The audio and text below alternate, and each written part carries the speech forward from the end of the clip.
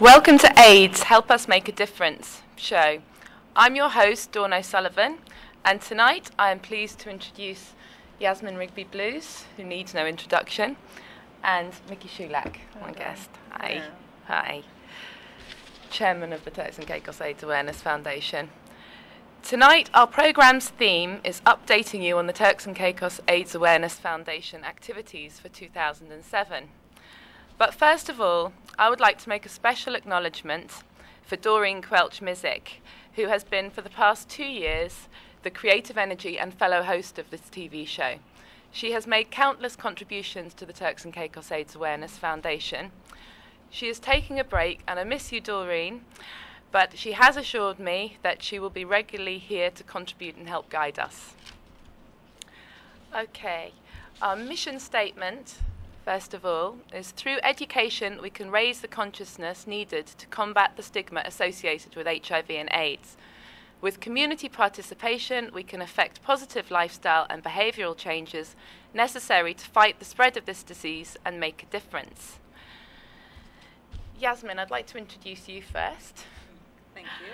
And ask you why you felt it was important to become a member of the Turks and Caicos AIDS Awareness Foundation.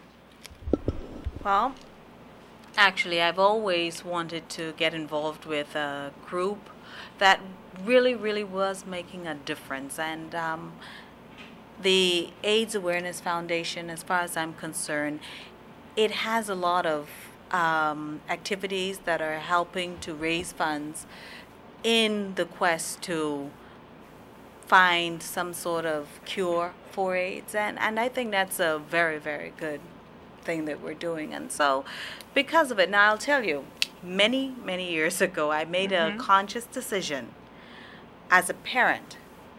I would not get involved in any of the civic organizations, any of the charitable organizations that at that point in time, while the kids were small, because at that point to me my ministry is with the children, making sure you bring them up right. So I focused on that. And with my children being a lot bigger now, I've turned towards being able to help my community. And this is a part of that outreach to the community. So this is one of the first organizations that I've decided to become a part of.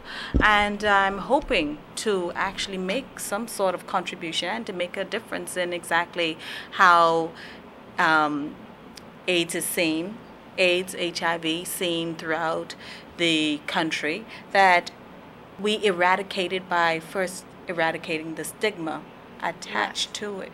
Excellent. Okay. I mean, because we know that once we get people talking about it, people understanding what it's all about, that hopefully they will come around and, you know, we can all make a difference together. Well, and that's important. We're delighted to have you on board, so I'm very glad your children have grown up. Thank you. What does HIV and AIDS personally mean to you? And that's a tough question. Well, actually, gone through many years in media, and I can say that on a personal level, I haven't really come in contact with that many people with it. I haven't really lost anyone to it.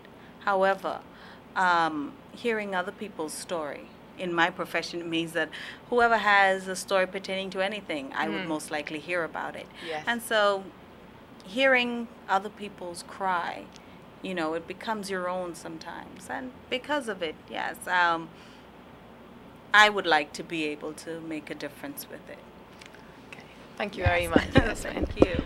And Mickey Shulak, you're our chairman of the Turks and Caicos AIDS Awareness Foundation, and I would hope that maybe you would give us an update of our upcoming events. Well, we just really had a fantastic fundraising event called Turf and Surf that took place at beaches this year. This is our second annual event that we had, the Turf and Surf. We raised over $43,000. That's $43,000. Yeah, which was outstanding. I think we doubled what we had from the year before. Price Waterhouse Coopers and Beaches put the event together. We basically were the recipients of the funds of the event, although we did this year try to lend a hand as much as we could for that. We had other sponsors that helped us in other ways. Business Solutions, the Wine Cellar, Security Center. We had many volunteers that came and were helping us with the event. And we had every table was sponsored by a different sponsor. So all of those things contributed to raising the funds that we got for the event. That's our most recent. And the actual night, Mickey, I mean, it was great. I was there. It was great fun. I lost every penny I had. For a worthy cause. For a worthy cause. Tell us about the way that those funds were raised. I know we weren't part of raising the funds. We were just the benefactors of it. But Mark Johnson and his friend Catherine were there. They came from the UK. Mark is a horse race announcer in the UK. And he basically is friends with Sarah and Nick Haywood from PricewaterhouseCoopers. They set up a series of races that were pre-taped, and he called the races. He announced the races as they were going along. So all of the people that were there bet on the races, and at the end of the day, received funds or not, as was in my case, not. But as Yasmin says, all of the funds went for a good cause. Yes, so, it was a fun way to raise funds. It was great fun. It was great worthy fun cause. for the community. It brought focus to HIV AIDS in the Turks and Caicos Islands. And we were just really pleased that the community came forth like that, because it was a very busy time of the year as well. And people will be asking what those funds are going to, what we're going to do with those. That money. We're trying to finalize the plans on a youth center, and I'm sure that people have noticed the sign that's in the roundabout by the Blue Hills corner, and just a little ways around the corner is the beginnings of the youth center.